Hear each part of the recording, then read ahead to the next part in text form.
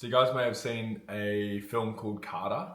It's a pretty personal film for our family. It actually started off as like a business film and then it eventuated into a full short story about Carter. But why I want to bring this up is that I was having a bit of a moment where I was thinking about the longevity of filmmaking.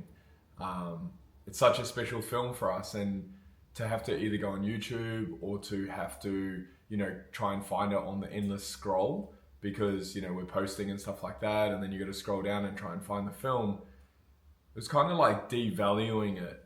And anyway, I was speaking to Nat, one of the coordinators at a wedding venue here on the Gold Coast, and I was explaining the problem. I was like, I wish you could just do something with the film so we don't have to go on the internet and stuff. And she said, check out a company called Memmoly.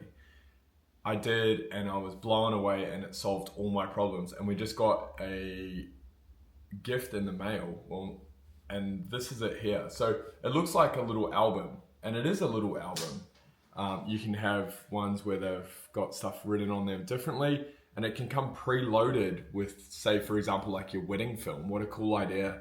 Or it could be anything else that you guys, value. But check this out. We're going to have this on the coffee table at our home, and then you just open it.